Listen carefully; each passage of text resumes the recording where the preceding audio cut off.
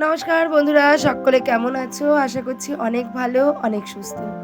সকলকে সুপ্রভাত জানিয়ে রানাঘাটের ছোট্ট একটা গ্রাম থেকে আমি দীপিকা চলে এসেছি নতুন আরও একটি ব্লগ নিয়ে।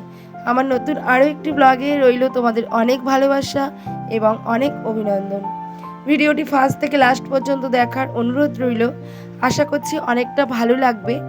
আর ভালো লাগলে অবশ্যই আমাকে সাপোর্ট করো, লাইক করো, কমেন্ট করো, চ্যানেলটাকে সাবস্ক্রাইব করে দিও। আর এখন বাজে ওই সকাল ৯টা মতো। আর এখনই মিস্ত্রি দাদারা কাজে আসলো। এই মিস্ত্রি দাদারা সম্ভবত ওই সকাল ৬টার মধ্যেই কাজে চলে আসে, কিন্তু ওই যে সকাল থেকে ভীষণ পরিমাণে বৃষ্টি, তো এই জন্য আজকে সকালে আসতে পারেনি। যেহেতু কাজটা কন্ট্রাক্টে দেওয়া আছে, তাই দাদাভাইরা একটু বৃষ্টি কমলে ৯টার সময় এসেছে। এবং আমি প্রথমে ওনাদের চা করে দিলাম, আর ওনারা চা খেয়ে কাজে লেগে গেল। আর আমিও দেখো সমস্ত সংসারের কাজবাজে হাত লাগিয়ে দিয়েছি।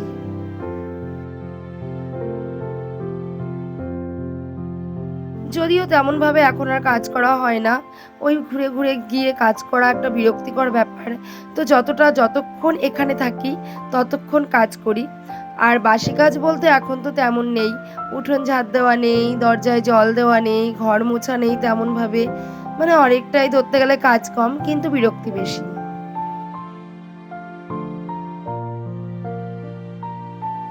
সবকিছুর মধ্যে ওই যে হাত পা গুটিয়ে বসে থাকলে কিন্তু আমাদের চলবে না। কারণ তোমার দাদাভাইকেও কাজ করতে হবে, আর আমাকেও কিন্তু কাজ করতে হবে। আর যদি কাজ না করি তাহলে এই যে ঘরটা হাত দিয়েছি, টাকা পয়সা অনেকটাই টানাটানি পড়ে যাবে।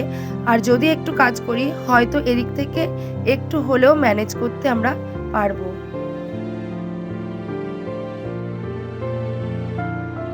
তাই হাত পা গুটিয়ে বসে না থেকে চেষ্টা করছি এত সমস্যার মধ্যেও কাজটাকে করতে, যাতে দুটো পয়সা ইনকাম হয় এবং দুটো পয়সা ঘরে আসে।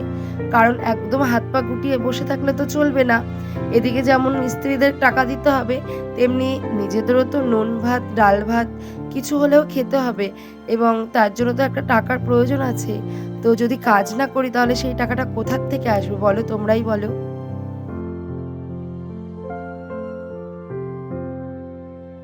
দেখো এই দাদা ভাইয়েরাও দুটো টাকার জন্য বৃষ্টিতে ভিজে কেমনভাবে কাজ করছে।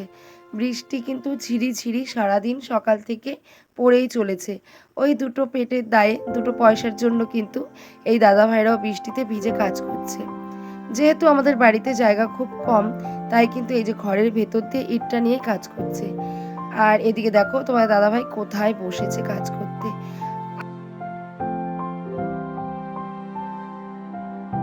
আসল কথা বলতো কি, আমাদের মতো দিন আনা দিন খাওয়া মানুষদের ছোট ছোট স্বপ্নগুলো পূরণ করতে গেলে অনেক ধৈর্য ধরতে হয় এবং অনেক পরিমাণে কঠিন পরিশ্রম করতে হয়। আর আমরা যদি কঠিন পরিশ্রম না করে হাত পা গুটিয়ে বসে থাকি, তাহলে আমাদের শুধু ছোট কেন, অতি ছোট স্বপ্নগুলোও কিন্তু কখনোই পূরণ করতে পারবো না। তাই আমাদের মতো দিন আনা দিন খাওয়া মানুষদের স্বপ্ন যেমন দেখতে হয়, তেমনি স্বপ্নগুলো পূরণ করতে গেলে অনেকটাই পরিশ্রম এবং অনেকটাই কষ্ট করতে হয়। সকাল থেকেই ঠিক এমনভাবে বৃষ্টি পড়ে যাচ্ছে। আর একটা জিনিস কিন্তু খুব ভালো হয়েছে, বৃষ্টিটা হয়ে ওই কষ্ট করে জল টেনে আমাদের আর জল দিতে হচ্ছে না, ভগবানই জল দিয়ে দিচ্ছে। এবং সত্যি কথা বলতে বৃষ্টি পড়লে কিন্তু ঘরটা বেশ পোক্ত হয়। আর দেখো এই একটা ঘর তো, মানে দুটো ঘর, একদম ঘরের ভেতরেই কাজ হচ্ছে। তো বৃষ্টির জল কাদা সব কিছুই ঘরের উপর দিয়ে যাচ্ছে। আর এই দেখো সুতোর বস্তা, জামা কাপড়, বিছানাপত্র, কি অবস্থা। আর সারা ঘর তো পুরো কাদা আর কাদা। আর এই ঘরে যেহেতু মেঝেতে ছেলেপেলে কিছু করতে পারছে না নোংরার জন্য, তো বিছানার উপরে সারাদিন রয়ে গেছে। তো বিছানাটা আমাকে বারবারই পরিষ্কার করতে হচ্ছে। এই যে দেখো না, এখন বাজে সন্ধে 5:30। মিস্ত্রি দাদারা কাজের থেকে চলে গেল, আর তারপরে আমি আবার ঘর পরিষ্কারের কাজে হাত লাগালাম। ঘর তো আর তেমন ভাবে পরিষ্কার হচ্ছে না। এবার রাত্রিবেলা তো অন্তত বিছানাটায় ঘুমাবো, তো বিছানাটা পরিষ্কার করতে হবে। এবার যেহেতু সারাদিন ঘরের ভেতর দিয়ে ইট নিয়ে যাওয়া হয়েছে, কাজ করা হয়েছে, তো ঘরে তো পাই দেওয়া যাচ্ছে না। তো এই জন্য ঘরটাকে পরিষ্কার করে ঝাড় দিতে হবে। আর ওই ঘরটাতে যেহেতু সারাদিন আমরা খাওয়া দাওয়া করি, আর এঁঠো এগুলো তো থাকেই, মুছলেও তেমনভাবে মোছা হয় না, তাই ওই ঘরটাকে তো আমাদের মুছতেই হবে। তো এই জন্য বিকালবেলা এই কাজগুলো করে তারপর আমি স্নানটা করি। তো দেখো এই ঘরটা এখন ভালো করে বিছানা টিছানা তুলে ঝাড় দিয়ে নিচ্ছি। আর ওই ঘরটা ঝাড় দেওয়া হয়ে গেলে এই ঘরটাকেও একটু পরিষ্কার করে মুছে নিচ্ছি।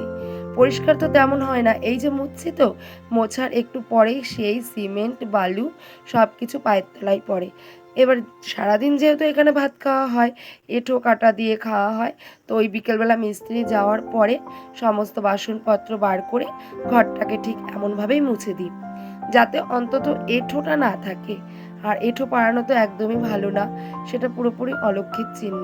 তাই এঁঠোটা যাতে না থাকে এই জন্য কিন্তু এই মিস্ত্রি দাদারা চলে গেলে আমরা ঘরটা এরকমভাবে মুছে পরিষ্কার করে দিই।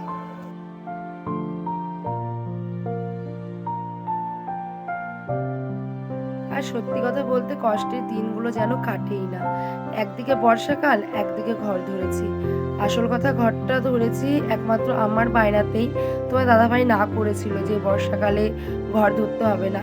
এখন যেহেতু তেমনভাবে বর্ষা নামে না, তো সেই সাহস করেই আমি বলেছিলাম যে না, এখনই করে ফেলো।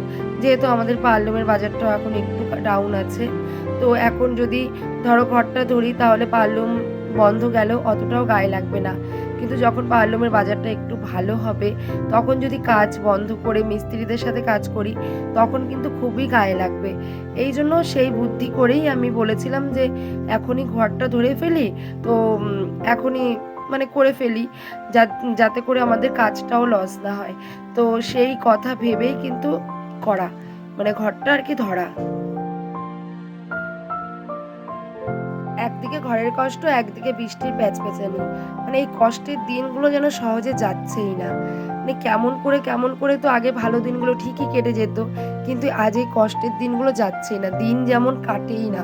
শরীরটাও দিন দিন বেশ খারাপ লাগে, কারণ এত ধুলোবালি নোংরাতে থেকে তো অভ্যাস নেই। তো এখন যেহেতু মানে এতটাই নোংরার মধ্যে রয়েছি, শরীরটাও বেশ একটা ভালো লাগে না। নিয়ম করে শরীরচর্চাটাও করা হয় না, খাওয়া দাওয়া মেনটেন করা হয় না। তো যাই হোক, ওই যে প্রত্যেকটা ভিডিওতেই বলে থাকি তোমাদের যে একটু কষ্ট করলে একদিন না একদিন সফলতা ঠিকই পাবো।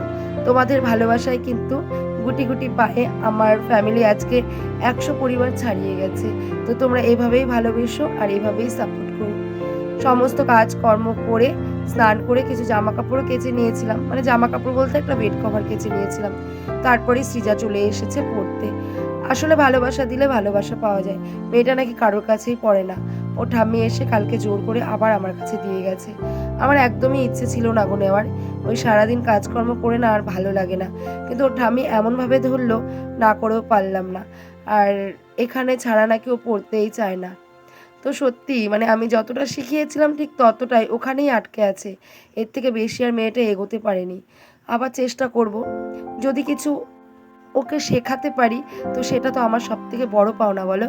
তো চলো ওকে পড়াই। আর এখন তো সন্ধে ঘনিয়ে এসেছে, একটু পরে আলু সেদ্ধ আর ভাত রান্না করবো আজকে। তোমাদের রাতের মেনু এটাই। তো ভিডিওটি ভালো লাগলে like, comment, share and subscribe. Tata, good night, সবাই ভালো থেকো, সুস্থ থেকো।